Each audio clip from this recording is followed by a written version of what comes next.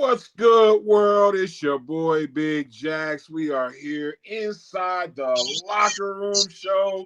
We got the crew in the house with us tonight. My man, 10-year NFL vet, former Kansas City Chief, and former Philadelphia Eagle.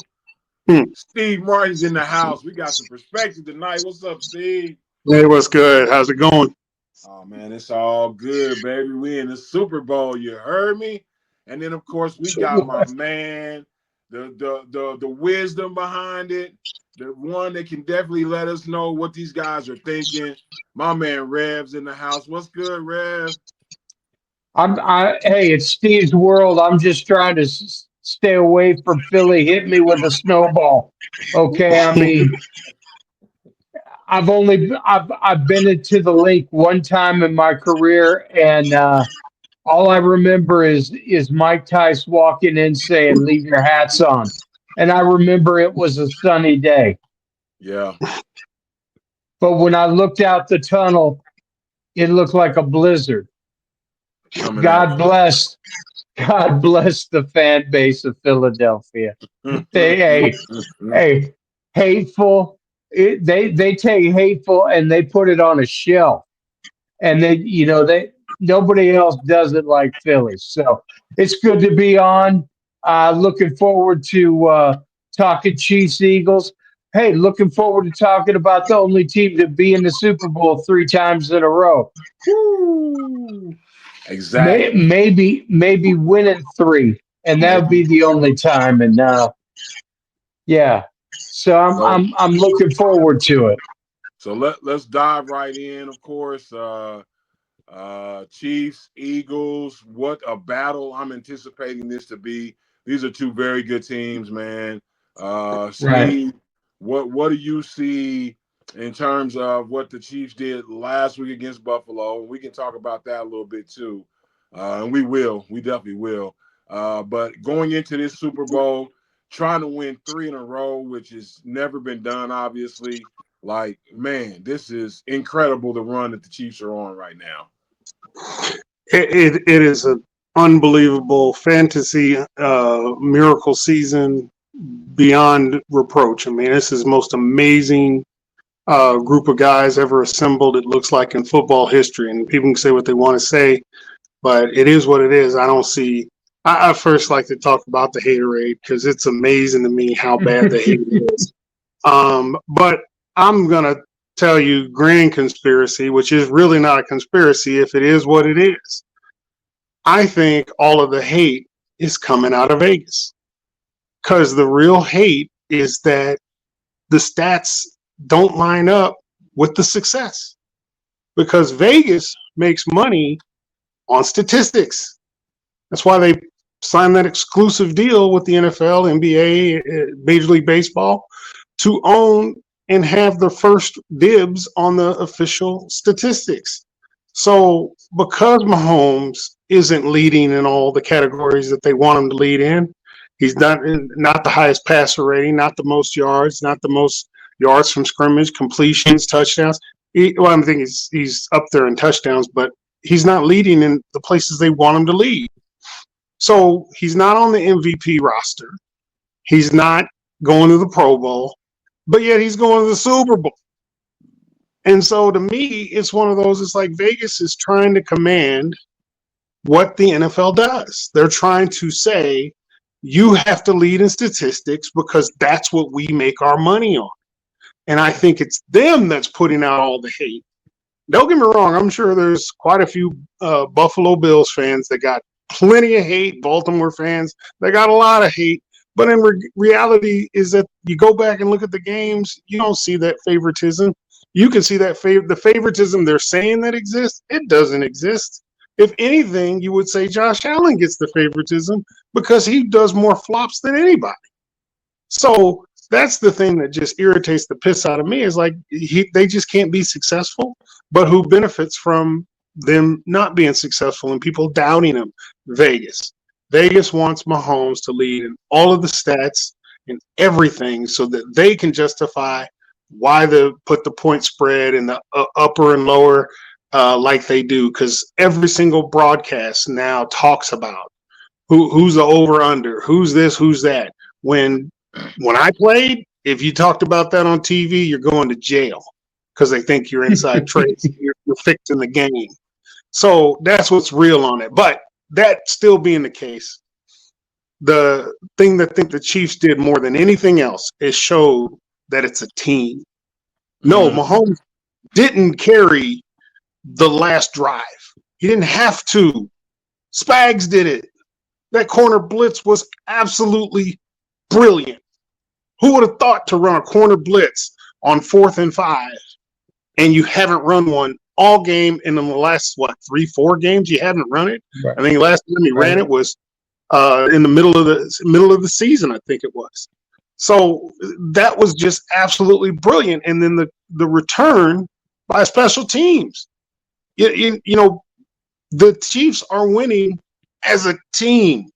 They're not just riding Mahomes back. Don't get me wrong. Mahomes does what he's got to do when he's got to do it. But the rest of the team does too.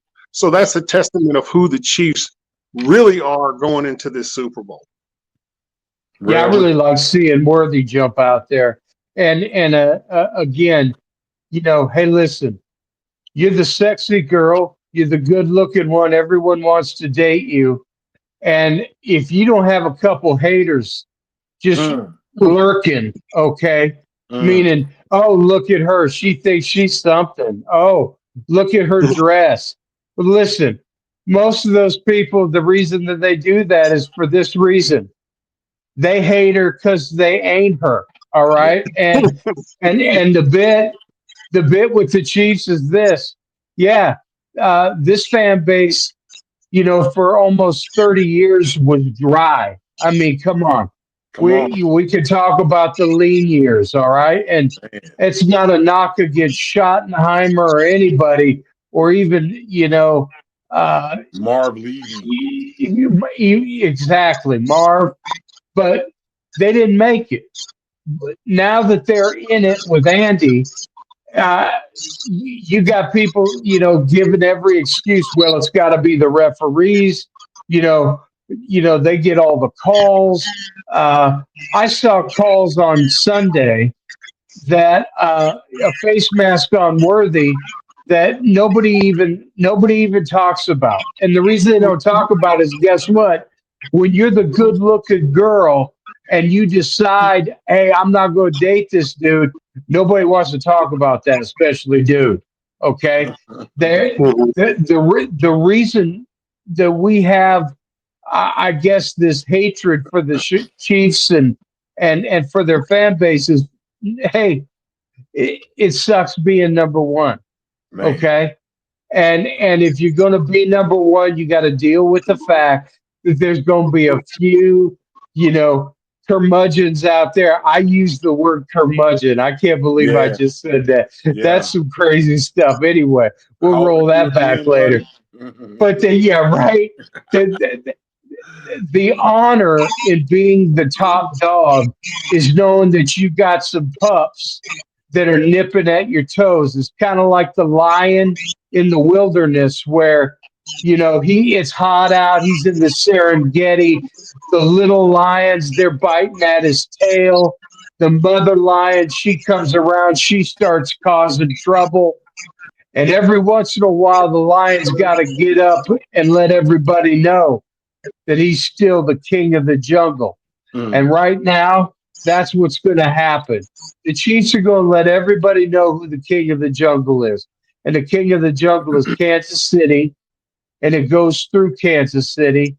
And they've got a defense that is, I don't know about you guys, some would say underwhelming.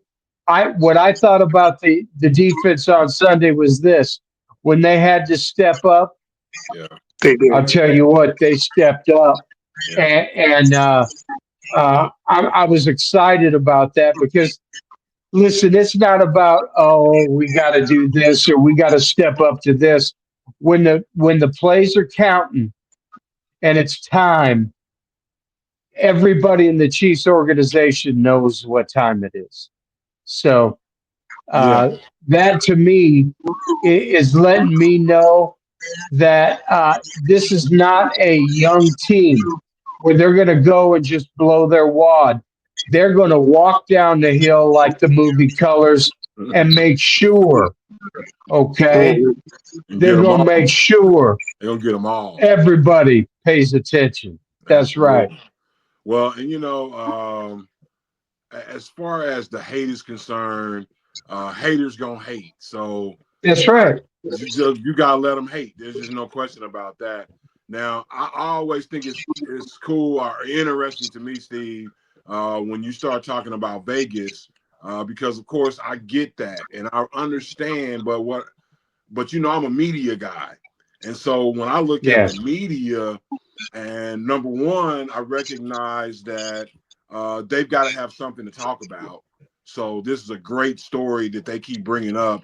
How much are the Chiefs hated? That's the storyline, and the refs did it. And we can show this clip over and over of Josh Allen not making the first down and prove how the Chiefs get all the calls or whatever.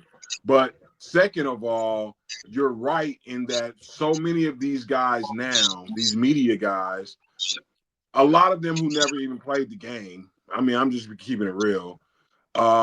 So many of them are basing their opinions or their analysis on the numbers and who they're betting on or who they have in draft picks, the draft kings or whatever that thing is, where you're picking the individual players for stats. Like everything is driven from a media perspective on the By the gambling side. stats. By the stats. And each of Yeah. those guys, I bet you if you get down into it and they were honest with you, they're running some line for some betting pool for DraftKings or MGM or whoever. They're all getting incentives to talk about some statistic. Well, So that and the fact that they've got money on these guys themselves. Like you said, back in the day, you couldn't even mention that. That no, was, like you said, that was insider trading. But now yeah, the NFL has completely embraced gambling. You got a team in Vegas, like all those things that you used to wouldn't have done from a gambling perspective are all above board now. It's like NIL in the Right. portal. You know what I'm saying? Right. exactly. Right. That's So exactly That's what it exactly is. right. I tell people all the time, Vegas is not really to me, Vegas doesn't care who wins. They just want to set a line that gets people to bet on both sides. And we get people to bet on both sides. Either way it goes, we're gonna win. So, like I said, I just these guys play so much Madden on the video games and bet so Mhm. much money in Vegas that are talking about these issues every day. That's a big part of, and then we can, I mean, we don't have to talk about, but there's a political angle to this as well. When the current president, before he was currently president again, comes out and says, "Well, I like Miss Mahomes better because she likes Trump," and then you got Taylor Swift sitting in the other suite, who is like the anti-Trump. Like Right. there's a huge political part of this But as well. so that's the media. Media will drive that story. Right. Vegas is driving the main story because here's the thing that every coach tries to get is your full roster selling out for the team. Yeah. And you watch the special teams, every one of those guys on every one of those plays thinks that they're going to make the play that's going to change the game. Yeah. That's how bought in Andy's got the whole team. Yeah. That every guy thinks every play is theirs. You got that kind of buy-in, and I see it as a player. Like I said, that corner blitz, when I say genius, that's Oh, like wow. football savant. Like it was the perfect call because who was going to pick up the corner? Yeah. But the receivers are going in routes. They're not touching him. And then knowing that you're going to have that free runner, that's going to be automatic pressure, forcing Allen to have to go to his left Come off his or spot. go deeper. Yeah. And it didn't help that Chris Jones broke through. That just made it even worse. Right. So your Right. your star player did what he was going to do. You got a excellent call by your coordinator. The quarter's happy as hell because they don't ever get to blitz. Yeah. So he's running his ass off, and it's the fourth down of the series. Right. And Josh Allen is such a great player Yes, that he almost completed it. Almost got it there. So he got it that's, there. The dude just didn't catch it. Yeah, that's the most amazing. You couldn't have.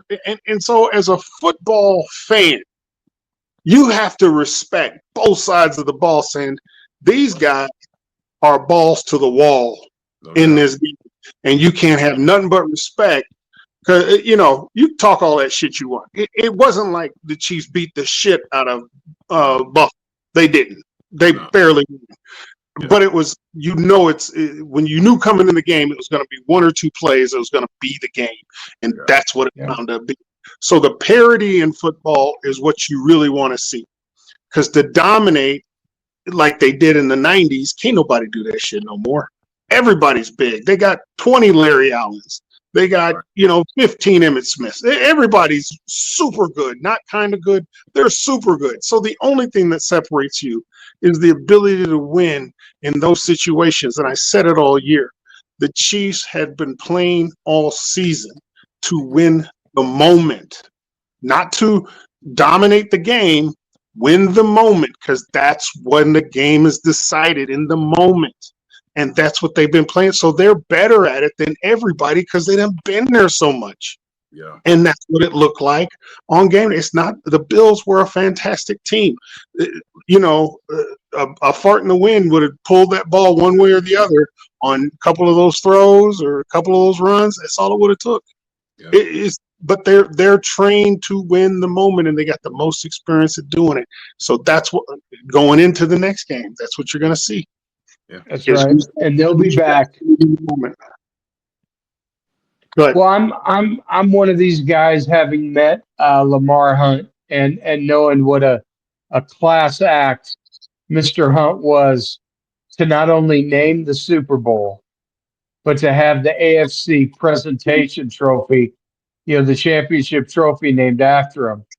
Guys, it's like a hat tip that the old man didn't get a chance to check and see just the longevity of this winning that's going on now in Kansas City. He did get to see Super Bowl, what was it, 3, I believe, when 4. Thanks, Jax. Mm-hmm. And so he got a taste. But back in the 70s, it was Al Davis. Yeah. And in the 80s, it was the Bills were coming along. And it was the Raiders again. I'm just saying that in that conference of guys that started the AFL, he was there with Al Davis. He was there. I'm going to forget the gentleman's name from Buffalo, but those guys all got to see the success while they were living, and it's not this isn't a guide to Clark, but just the family, and Lamar saying that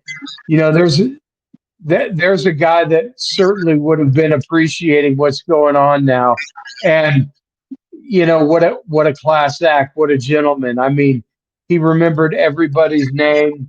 He always knew what you did. Yeah, he's just different. And what people need to realize is this: you can hate on the Chiefs all you want.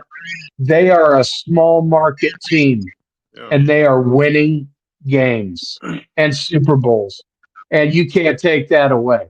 Cannot take that away. And I've been saying to people, man, the idea that the league is rigging things to benefit the Chiefs, when you have to, in my opinion, it is not beneficial to the league to have one team dominate like this, because the whole premise is based on parity, and everybody has a chance. But if the same team keeps winning every single year, that goes against that. That means there are teams in the AFC that start out every year knowing that they're probably not going to go to the Super Bowl because the Chiefs are probably going to be in the AFC Championship game. So, the Dallas Cowboys are one of the most recognized logos in all the sports, one of the most, they make the most revenue. And it's been 30 years since they tasted anything near a championship. Exactly. And hey, if we're talking about rigging something, Chiefs, Steelers, Chiefs and San Francisco, or Chiefs, Cowboys and Steelers, Cowboys and San Francisco in a championship game. Those are some of the most watched games. But guess what? Haven't been there, not in 30 years. Right. And, you know, the stat came out today, the ratings came out for the game from Sunday, that this AFC Championship game was the most watched championship game ever. So it really, I mean, we know the NFL is king, but it just, to me, if you really understand what this league, how this league operates and what they're after, a dominance is not what they're looking for. No, they're after parity. Hey, after being in it, I'm gonna tell you, there's games I felt like when the call goes to New York, I feel like that could be rigged. Because there's been many a game I'm just like, come on, man, how'd you say that was holding? And we watching it on the jumbotron, and we're like, come on, man.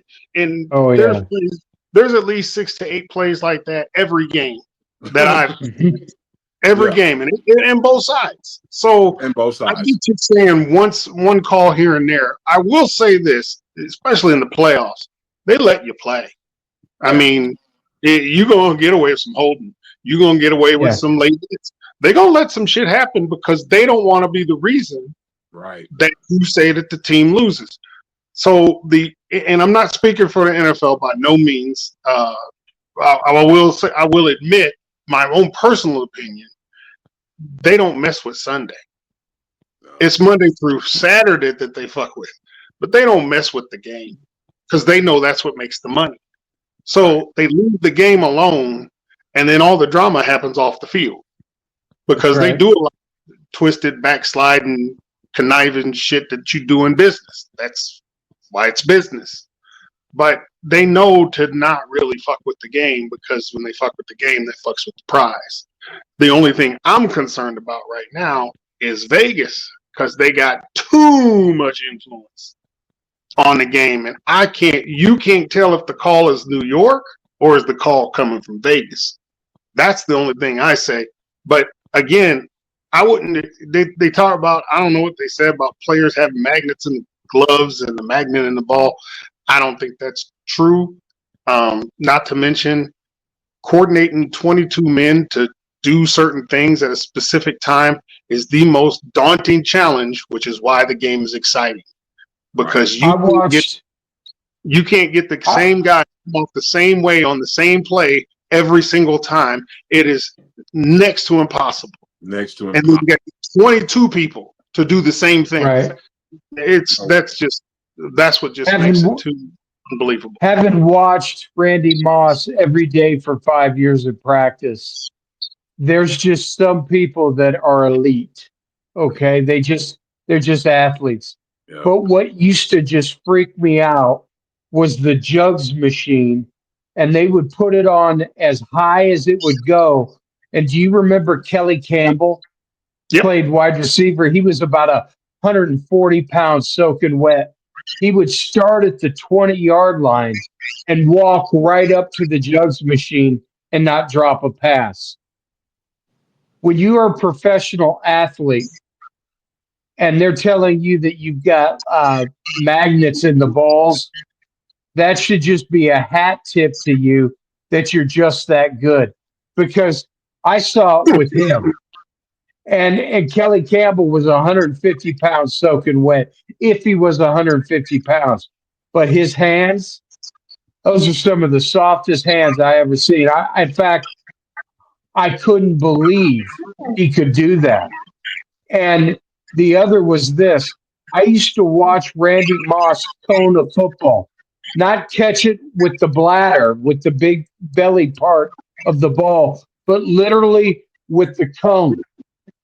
He would just cone the ball. Now, I don't know about you. You got to have big hands to do that, but you got to be an athlete when you're doing it in the middle of practice from Culpepper, So and I you see, saw it all you're the talking time. about the freaks of nature, and this is the advantage about being in the NFL is you do get to see the freaks of nature. That's right. And when they do the freaky shit they do, all you could be like, "Damn, how the hell you do that?" Because I wish I I could. know.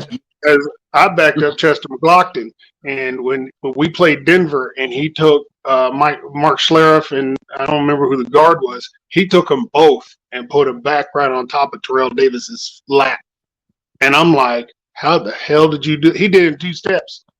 And I'm like, that is the most amazing shit I've ever seen.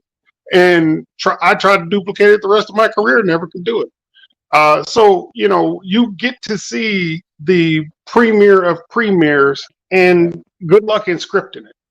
I mean, Yeah. you got to be a better master than anybody else. Like I said, it's not basketball. 1 or 2 guys may or may not. It's not going to change the game. No, It's how well they play together. And the biggest thing I see in my whole career is chemistry. And the Chiefs have chemistry in every facet of the game. Every one of those guys, if you literally just sit down and watch kickoff, and they know the ball's more than likely going to get touched down, but they're not taking off like it is. Each one of those guys is taking off like they're going to make the play. And you get that for the most part in the NFL, because you're graded on every play, whether you make a play or not. Right. And if your effort doesn't show, they're going to let you know. And they're only going to let you know a couple times because they don't coach effort. You got to be, if you're not giving maximum effort, you ain't got a job, period. So they'll point it out, say, hey, you're a little slow on this. You hurt. You better say something. I got a bunion. I got a pulled hamstring. You better say something, because if you ain't hurt, they're like, why the hell ain't you running 120 miles an hour? You did it in practice. I saw you did it when we scouted you, but now you ain't doing it. And that's something that's unwritten. You ain't gotta ask for that. Effort is a built-in commodity. So the thing I'm looking at, and like I say, when the Chiefs have unbelievable chemistry, unbelievable buy-in. Nobody I have ever seen has played with that much buy-in. You get your starters, you get some of your backups, but this is the entire roster. And I want to have one more shout out, and that's to P. Ryan. When P. Ryan gets 2 plays a game, 2 stinking plays a game, and people don't understand how frustrating that is when you know you're a great player. That joker gets 2 plays a game and he makes them count. That to me is a testament of how your buy-in. This guy does not play. He can start or at least get some rotation reps on any other team. And he's here and he only gets 2 plays, but look what he does when he gets them. That's buy-in. That's the kind of stuff I'm talking about, that, you can't put it in the contract. You got to have that in your heart, and you got to want it that bad for yourself and for your team. And that's what they got.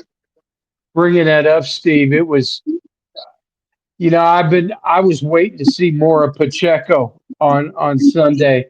And, hey, Kareem Hunt, he started to spark that's right. He started to spark. And once he started sparking, it was just like, feed the man. Now, he got dinged up a little bit, but it looked to me like he has just now found the gas. You know what I mean? Where he's feeling confident. He knows which holes. He's got a good rapport. The biggest thing a running back can have is a rapport with the offensive line. And knowing exactly where they're going. It's different with the quarterback. It's different with the wide receivers. But a running back has to be almost succinct with the offensive line, and it looked like Kareem Hunt was right there on Sunday. And the one thing I say about that is, people say, "Oh, Pacheco fell off since he's got hurt." Yeah, he might have, but you know what? He's still giving that effort. Pacheco, he gets the ball. He's still trying to do what he normally does. And somebody like Hunt is, as a team, when you're truly bought in, bro, you got the hot hand, you go. That's what right. You do as a team. Like, I don't give a fuck. I just want to win. So if it's Sure. me doing it or you doing it, and you know Pachenko's over there boiling up like, I got to get back out there. I got to get my yards. He's boiling That's up it. to play his yards, but he's not hating on Hunt when he gets his. Right. That's right. That's championship mentality. People just don't understand what that is. You That gotta be a champion. $77,000 that you get for winning the AFC Championship, that little bag, everybody gets one. You know, so Yeah, well, see, like they talk about Hop. Like, oh, why is he not going to Hop? Because Hop ain't open. So that's Right. it. Or Hop's not in his vision. It's not that he's dodging Hop. You play to win. So some games it's gonna be. It was Kelsey, the last game. yeah, So it was and Kelsey. Worthy was playing some ball, And some lights out. It wasn't them this game. And you think they're crying? You think they're going back? Man, you gotta give me the ball, man. No, grab a tall glass, shut the fuck up, and keep playing and win. If you throw 9 passes to P Ryan in a swing out, and that's what it takes to win the game, then that's what the fuck you do. You think tell Chris him Gordon? to smile and shut the fuck up. That's what you do. Exactly. you Well, think and that's an interesting point, though, Steve. It's something that I noticed this week. After the game on Sunday, and part of Jalen Hurts' post-game press conference, one of the things he said was, "I feel like they took my straitjacket off." Now, you got when you put that together with the receiver with AJ Brown earlier in the season, a few weeks ago, saying how they need to get the passing game going, and then he's on the sideline reading a book. And then the coach is over there going off on the defensive line coach, trying to go off on one of the defensive linemen. Like, to me, you would never see any of that from the Chiefs. Nobody would ever talk about, well, they need to get the passing game going because, of course, that involves me. And so I need to make sure they get the passing game going for me. Like, you would never hear that from anybody on the Chiefs in their organization. And that's the type of buy-in that you're talking about. Everybody's just bought into, we're going to do whatever it takes for all of us to win. And that's the beauty. And I would say with the Eagles, they're just they got a different level. They do every one way ain't the only way. And I, if he want to read a book, as long as it don't test positive for narcotics, read whatever the fuck you want. That's my, But to me, if you got to be on the sideline reading a book, like, but if that's what you need, look, the one thing I learned about superstars is you don't tell them what to do. Because I was with Rev, with Boss, and when he's not on the sideline reading a book, man, that's weird. That's Barry Sanders used to sleep when he wasn't my favorite. Randy Moss don't stretch. Yeah, Randy Moss does not stretch. He sits in the back and just mouths off the whole time, talks smack. Yeah. And be like, and if he catches you pull another hamstring, bro. Don't pull another hamstring. It's like, all right, well, you made the catches you made. All right. You just gotta let it go. And he'll tell you, Randy Moss doesn't stretch. He's yelling at the strength coaches, Moss don't stretch. He told you that. He comes ready. He would sit there and say that every day. He'd say it every day. What do you say? You ain't got to get ready if you stay ready? That was Moss. Yeah. Yeah, he never stretched nothing, and you just like, you know what? Oh, right. Look, when they do that magical shit that you can't justify, you just like, okay. And I wasn't that way until I played with Randy and Chet and these guys that just had this magical gift that when they're that gifted, you just kind of step back. Now, I'm not saying AJ's that guy. I'm just saying you go out and catch for 250 yards, I ain't saying shit. But if you catch for 45, it's like, bro, why are you on the side reading the book? I mean, it's just like our boy Marshawn and the Skittles. You're not even supposed to have that stuff on the sidelines. But guess what? Yeah, what's it called? Jefferson with the gold chains, the hot dogs. Chains. I mean, like, what are you doing? Like, well, if you catch it 380 yards, fuck it. So, you know, I'm just telling you, there's a line in that little 2-3% that these superstars give. If they keep doing it, bro, all you can do is say, all right, I gotta get used to this shit. But if you just a regular Joe and you just putting up regular numbers, oh no, don't be doing that shit. My favorite was a couple weeks ago watching the Big League Chew bag come out, and it's Redman in it. Okay, I Mhm, mean, because I know Big League Chew is pink, but mhm. Redman is brown, Oh yeah, and and going in, and I'm like, oh, that's gonna bring a fine.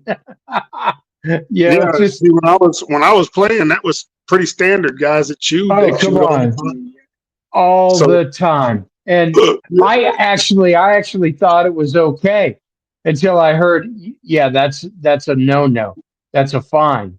I'm like, well, fine guys got a lot of work to do because 3, 4 of them were sneaking it over there during the mhm. first quarter. So Yeah, and yeah, when I it's first got in, the old dudes, they'd be out till 3, 4 in the morning.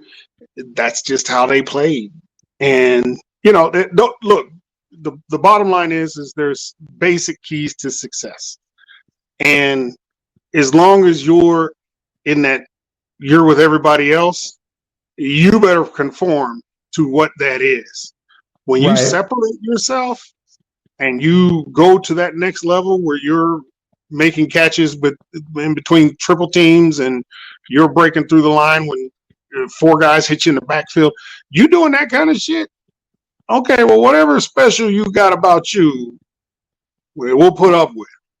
But everybody, you know, a good locker room is the average guy knowing he contributes, but not being so pompous that he's talking shit like he's the superstar. He knows who Right. he is. Your real leaders are your Teddy Bruschi kind of guys. Hardworking, blue collar guy. He's an overachiever.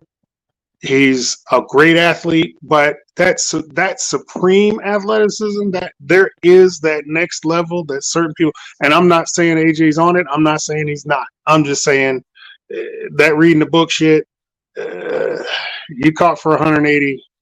Oh, okay. Just don't make it happen. And just for the record, how much of that book you think he's reading? He ain't reading Okay. shit. He's just doing it for effect. That's, That's my first thing. You just want attention because yeah, you you as just want That's that's what it and is. here's You just want attention. That's all that yeah, is. I'm a because Saquon's philosopher. still in the That's weird. show. That's But weird. Saquon's still in the show. Because Yeah, I promise you, Yeah. as a defender, I don't want no parts of Saquon Barkley. man. No. That Look, there, shit. man, This is- I'm looking at the size of this offensive line, and it is just absolutely ridiculous, man. Like when you go down this roster for the Eagles, and you look at these O line, it's like 6'7", 365, 6'8", 370. Like everybody they get, even their center is like 6'7", bro. Like this offensive line nasty, and we Big. already know that Yeah. as good as Saquon is, and he's good, he don't do that by himself. Like No. true, he is true. up But there. He got some here's hogs what you're running. looking at as a defensive lineman. Here's what I'm looking, because everybody in the league huge as big as fuck. These guys are bigger. The Yeah, problem is you can come off of these guys and you just know because when I'm 6'5" and he's 6'8", I'm not going to have the same game plan that I will against somebody my height or shorter. right. I'm going to have a game plan to beat this big 6'8" dude. The terrifying part about this kind of cat is that I know I got to play with this leverage and so on and so forth. It's that guy I got to tackle, right? Because I'm never getting a clean shed of a That's 6'8", right. 330 guy. It's not going to be clean. He's going to have a hand on me, choking me, doing something. I'm going to be tackling Saquon sideways. Sideways with one arm. Yeah, one arm cat tackle, having to trip him. I'm not taking him with a nice, clean form tackle. That's not happening. So the big dude is already an issue by itself, but I'm used to that. It's this motherfucker that can do all this crazy shit. That's the hard part, because that was Barry Sanders. His legs were so thick. He's so low to the ground. You're like, oh, he's only 225, 230. I can tackle him all day. Yeah, if you can get him. If you can get your hands on him. If you can get him. Because he was so damn slippery. Marshall Faulk, another one. Mhm. Big ass legs. You think you can form. These guys ain't the normal running backs that you tackled in college and in high school. These guys can make shit happen. And you be mad as hell because you're like, you come off and you got good shed and one of your hands is free and you almost got a good form, and that joker does a susu and boom, he's gone. And you on his highlight film, and now you embarrassed because you are part of NFL archives, and every time they play that film, it's got you on it. But you don't want to get your so yeah, that run he made this year when he spun off that dude and leaped over the dude backwards, that's the greatest thing I've ever seen him running back dude in life, bro. Like that was, I watched it about 5 or 6 times the other day. They just kept showing it. And I mean, literally for him to go upfield and spin off the first dude, I mean, straight up spin dude. Backward and jump. And the next dude he comes up on and just jumps over him backwards, man. That's craziness, man. That's nuts. Well, this is what scares me about Saquon is his zone run scheme, because he runs so tight to his guard that the backers got to come downhill to get him in the B gap.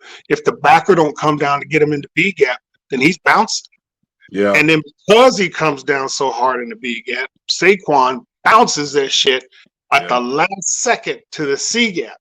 Now that makes a hard ass tackle for the end, because I'm holding up this big 6'9", 360 to keep leverage so he don't get outside, but he bounces so tight that I'm ready to get him. If he goes out just a yard, this son bitch jumps out 2.5. It's like shit, can't make that play. Right. So that's what makes Saquon so deadly. And the combination with the big guys, because you gotta, if you don't focus on beating that big dude, he will whoop your ass. He will whoop your ass. That's just what the game is. But then you got Saquon, who can do some crazy shit, and that extra 1.5 yard bounce he gets, that's gonna be tough. The Chiefs ain't seen it like that, and we got fortunate because Buffalo took out King Henry, so we didn't have to worry about it. But now we do. Because I guess that's one of the things that gives me even more hope, that I have seen this Chiefs defense contain good running backs. You know what I mean? Like, you're not going to completely shut these guys out, but if you can just, in my opinion, if you can keep Saquon in the 100-yard range, you got a chance against this team. Like, I'm gonna say about 150. If you keep him under 2 touchdowns, he's gonna struggle. Right. And keep Jalen in the pocket. Yeah. Keep Jalen in the pocket without him rolling out. I want Jalen to work. So that's got to be our focus, is to put the game on Jalen's hands. And he's going to scramble. He's going to run for some. Again, a little bit. This ain't going to be no 28-7 blowout. This is going to be a nail biter all the way down to the last play. For sure. The thing is, you hope that them having the distractions they got keeps them from being focused on that last play. Whereas the Chiefs have been focusing on that last play all year long. All week long, all year long. Well, I think they dodged a bullet with Daniels. I got to tell you that the more I watch the kid, the better I like it. And it is one of those things that I don't think they lost. I think they just ran out of time. And the kids, and I know what the score was. The reality for Philadelphia is this: enjoy it now, because that crown is going to Jaden Daniels. They got too much cap room. They were literally in the middle of rebuilding their defense in the first place. This kid is smoking hot. He's not just hot. He is smoking hot. If he'd have had any defense, if they could have slowed down, take something away. Exactly right. They just need to take something away, because once Philly got rolling, they was able to run it. They was able to pass it. They was able to scramble. They was able to screen. They was able to do everything they wanted to do because Washington just didn't have any answers for all that stuff. So yeah, the Washington's going to be a monster of a team because they got draft, they got free agency, and they don't have to build a lot on offense. They just need defense. Yeah. That's right. Defense was That's right. defense was definitely their issue. I saw that when they played the Lions. I thought, that's great. You guys were able to beat the Lions with 13 guys on injured reserve off their defense, but you weren't able to really stop them on a consistent basis. And if Philly gets to rolling on you, and then when it comes out and you take that long drive down the field, the first series, and you only come up with 3 points, and then Saquon hits you on the very first play on offense for a 60-yard touchdown, game over. They were done right then because they knew they couldn't stop Saquon. But once you got a running game, what do you got? Play action. And Absolutely. after play action, then you can line up in 5 wide and just wear people the fuck out.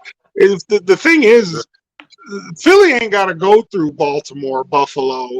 They ain't got to deal with these heavy hands. No. They got the one in Washington, but he's just got an offense. He doesn't have any defense. So that's why I think we got the absolute advantages going into the game, just because we had to come through we wasn't winning nothing without crawling, scratching, digging it down to the last thing. Everything about the organization mattered then. Philly ain't had that.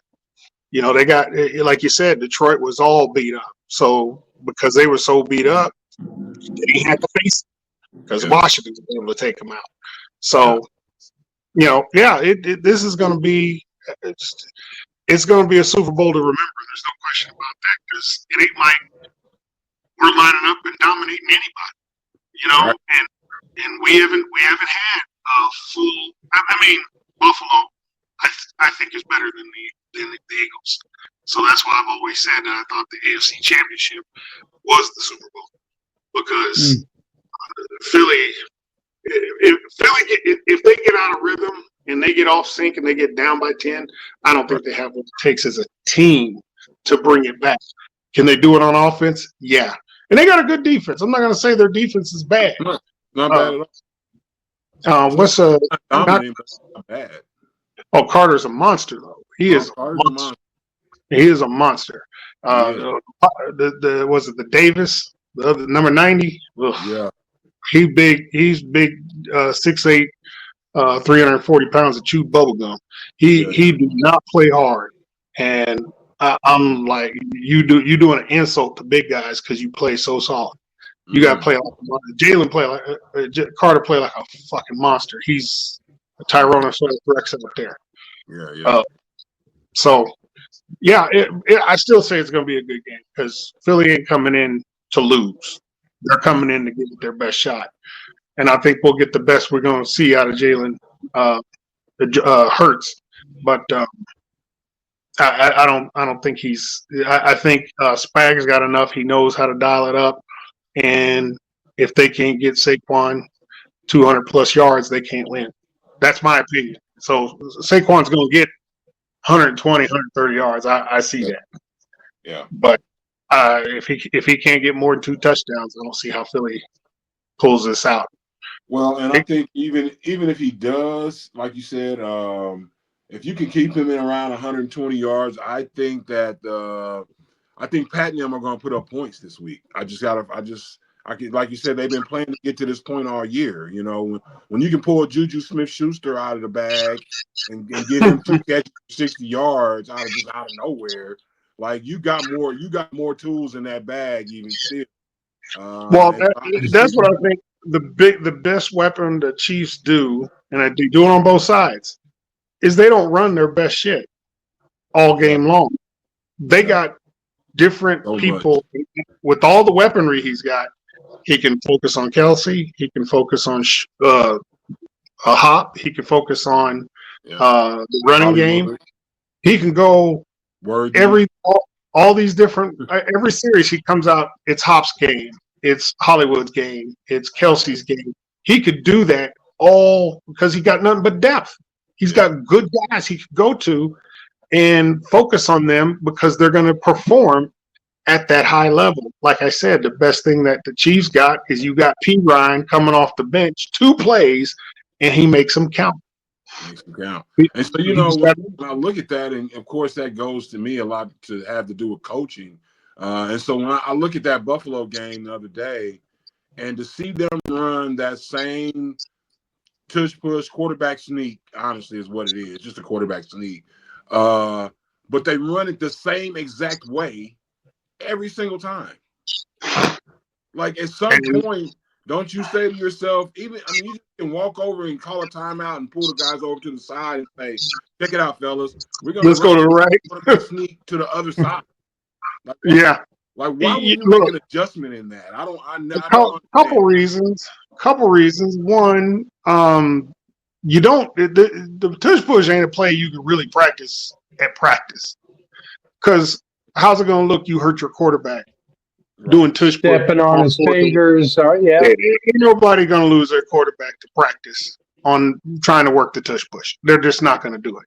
No. Secondly, the way that if you watch the Eagles, how they do it, Jalen Hurts squats like 600 pounds. Yeah. So he gets right behind guys that squat 600 pounds. He squats 600 pounds. He's got 2 people behind him that squat at least 400.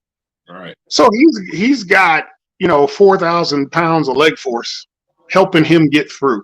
And he's what, 6'2"? Yeah. Josh is 6'6", 6'7". He's tall as fuck. And he don't squat for 6'0". So, that's the first thing there. And it's not a play that they rely on all the time. But I agree that this basic fundamental of is running it's like NASCAR. They're turning left. You got to do something else. Got to drop something. So mix it up. But that's on them. That's coaching. That's on them. You got to come up with something else. Yeah. So, but that's again, this is where the Chiefs are ahead of everybody. Yeah. They're ahead of everybody because they focus on the moment. They focus on I bet they got 20 2-point plays. Correct. I bet they do. Because that's Andy. Andy's going to over prepare. He's going to make sure he's got some shit that they ain't never seen. And if he has to get another 2-point, he'll run it. Yeah. But when you don't practice it, it's hard to execute. So that's the other thing too. So you got to practice what you can execute. So 6 in one hand, half a dozen the other. That the big thing is if you line up in tush push and you got Josh Allen, I'm jumping over the top because he's 6'7". I'm putting my head down, going straight behind the center's butt, and we're gonna push into the end zone. Like the fact that he stands up and slides over behind the left guard in order to try to run this quarterback sneak. Not once or twice, 5 times. You did the same thing 5 times. And, of course, the Chiefs are waiting for him. That's why they shut him down, 3 of those 5. They shut him down. Like, that's on you, bro. It just talks about the coaching and the staff that this organization has. And I'm so glad. I was telling somebody earlier this week, I like Spagnuolo so much as the type of guy that he is. His wife and the cookies she makes, like everything I've heard about Spags is the best. But the thing, I was hating on him so much these last few weeks. Like, I do not want him to get a job. Like, no, you guys don't. He's old and he's had a chance before. And I don't want him to get a job because if they allow this Chiefs staff to stay together for another however long, my personal prediction of them being able to win 4 or 5 in a row becomes more realistic as long as these coaches stick around. I just think they really can do that. The thing that you got to admire, and that's the part of putting together a good staff, is that other people can learn the genius that you have as a staff. And them being able to grow coaches would be another testament of how good they really are. Right now, they've mastered, in my opinion, game management, player management. They got the chemistry, they got the locker room, they got all the right energy moving as an organization. So I would love to see them teach others. Andy's a teacher and he loves to teach. So is Spags. And I would hope that everybody on the team would want to just stay just because nobody's ever done what you guys are doing right now. And this is a moment that's win Super Bowl. There's an old NFL saying that says, accept your role, know your role, and execute in that role. Not everybody's a head coach. There's a lot of good defensive and offensive coordinators that just need to sit tight. And there's a lot of position coaches out there. I can name about a half a dozen of them that have gone up to OCs and been fired in 1 year and wonder why. And the reason is because they're out kicking their coverage. That, it is understanding how you fit within not just an organization, but how you fit as a coach. And when you can begin to accept that and then know it, which means perfect it, okay, and then execute in it that perfection, hey, now you've got something special. Those are the things that happen this time of the year when people start flirting with you with all that money. We're watching coaches that have become 1 year offensive coordinators that are now head coaches, and we're saying to ourselves, where the bull has jumped the pin, meaning they had better either overcompensate or they're going to be out of a job within 1 or 2 years. I think of no other person than Josh Daniels. Josh Daniels he's a quarterback coach. Is he an offensive coordinator? I don't know that, but I know one thing: he's not a head coach. Not a head coach. And when he is allowed to do what he's supposed to do in his role, he actually has won some Super Bowls. Right. Now, with that all said, when talking like with Steve about Spagnuolo, and there are guys out there that are just great position coaches and coordinators. And the fact of the matter is, while it may hurt the ego that you're never going to have your name on the marquee, the fact of the matter is that they wouldn't have you there, or that you wouldn't be successful without you being there. And I think that's something to always consider. When I think of offensive, geniuses, I think of Hudson Houck. I think of Tom Moore, who's like 915 years old, coming back for his 50th year of coaching. He knows he's not a head coach. He knows that ship has sailed. But as long as he's contributing, he's one of the best in the business. Callahan. There's a whole bunch of them out there that, as long as you don't give Callahan a job. They saw what happened in Nebraska and in Oakland. Okay. It just that, but if you let him be an offensive coordinator, offensive line coach, he's going to be just fine. Okay. And those are the things that guys have to do. You got to be able to accept your role, know your role, and then execute in that role. Wow, that's powerful. And that happens so many times in any team situation. That's the best thing that you can possibly do. Know your role, accept your role, and execute in that role. And just brings so much more to the team. Man, this has been great. Of course, we'll have another chance to talk a little bit more Chiefs, Philly, as we prepare for the Super Bowl next week. I can't wait. It's just that this 2-week time period is just a lot to, you just want to see them get back out there and play. But the Super Bowl, the whole Super Bowl week and all the activities, I think it's a beautiful thing. I love Radio Row. I love hearing guys that you don't hear from very often, that down there. And they're promoting whatever they're promoting, but to get to hear from those guys and get to check out the media night. I heard Pat Mahomes talking about that today. That part of this week of activities puts guys in position where you get to see them in their own personality. Even guys who don't normally get up there and get a chance to talk. So the teams that can handle that, and that's to me another advantage that the Chiefs have. Teams that can handle this process and stay focused are going to be better off when it comes time for game time. That's going to be something that's to them. Well, people don't always understand. I did the Super Bowl in Houston when I was at the Texans, and I was part of the media circus. And I promise you that media day was I felt bad for players because you get the same damn question 400 times from people that are 2 feet from one another.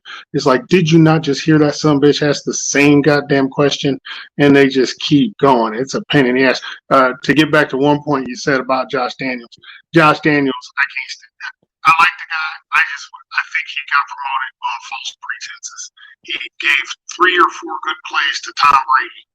I mean, that's like, hey, Tom, you can do this. Like, thanks. He didn't. He's not a coordinator. He's not a head coach. Definitely not a head coach. Right. At best, at best. And knowing your role, that's my whole point about the Chiefs. When you got my mad respect, I was P. Ryan. I came in 2-3 plays, situational guy, goal line, short yardage. And that's what I did. And when you're in that role, it sucks. It absolutely sucks because you can do more. You can contribute better. But you're like, you know what? I get 2 plays, I'm going to make it count. And when you got that right mindset, you make it count. So what happens? You win the goddamn game because you made it count. Because you made that that second play, you got the most important play in your life, which then made it the most important play in the game. And everything you're saying, coaches got to do the same thing too. I don't want to see Spags go. Spags, he knows he's not going to get it back. You're behind the greatest coach in NFL history. I'm good. And they literally are talking about making a new trophy for you because you're so good at coordinating. I mean, that's how good you are. And it's chemistry. You just fit. You know your guys. You know your team. You know your staff. You know what you got.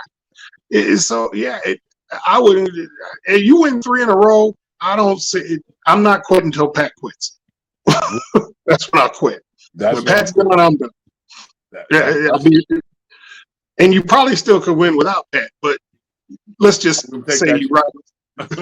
When he leaves, I'm leaving. I'm out. Peace. Yeah, that's what I want. I tell you what, man, we're gonna get out of here. You guys, as always, know to hit up Simple Plays for all your NIL portal info. But as always, make sure you check us out here on the Locker Room Show. Anywhere you get your podcasts, Spotify, anywhere you can, iMusic, anywhere you get your podcast, YouTube. You guys make sure you get out there and check us out. We're going to get out of here. We'll be back next week to talk more Super Bowl as we get ready for the big game. I can't wait.